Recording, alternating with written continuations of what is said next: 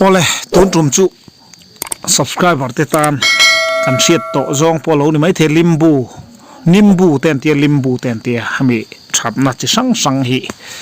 an soilan zok kha thain ka sia tangkai puite kan lo om takin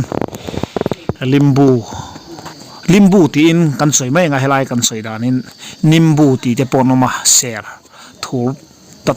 thur tui tak mai si sel tak mai ani a ti hian an silfai sara henglai chun ma ni in asor nei thing hian kan mo hengan siam chopa thiang lim dewin tiang an zai heka kan han sor thina ni a tiang te hianin asorna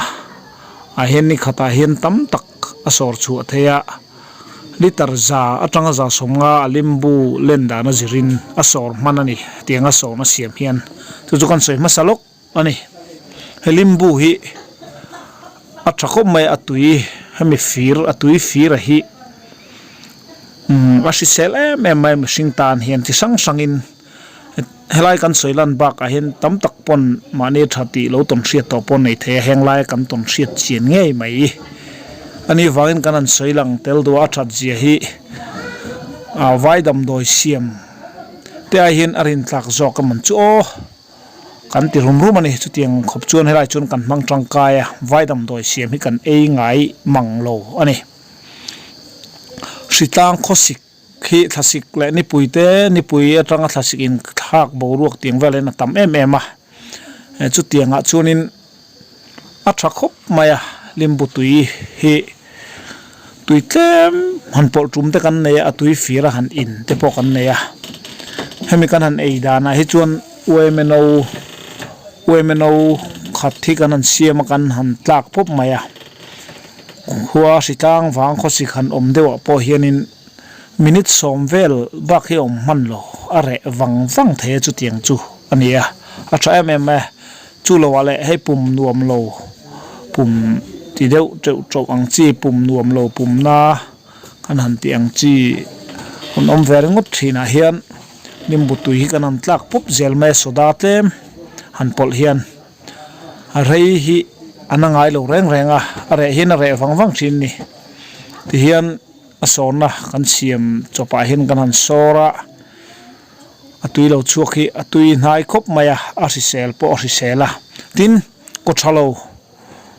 thalo han nei hian aboi thak ve khop maya hi alana deuh phei chuanin an tlak kan tlarok thina ni chu tiang chu ani awangin hi amang am thak du em maya hemi Limbu tui kanan sor chu hi ko thalo a hian a chi sang te po om te pon yang san ten te pon ti ko thalo nen hian soi thu mun chi nge ni tiang ang ko thalo le san ten a hian Limbu tui fir han in khol te po hi kuate a phui ngal mak the ne chu tiang chun e ka pangai ngal theya a tha em maya tin sa ei sual pal om the ne ya sa chi sang te kan ei na ai nang lo nuaya chulai chuan sa ei fu lo han vual thak sa ei sual wanga a han cha mup anga om kan ti dong nge tiang sang ei sual sang omang chu tianga po chuanin Limbu tui hi han in pop mai la a tha mai ni tin hemi zo te chu khor in len pui thin te kan ne kan tlaivar zan hian women la le tangwal te tan kopuar kuwa zan reilo achun kuwa lo diklowa kopura pum chi chau nuam lo a tiang si tam ma chunga po chuan han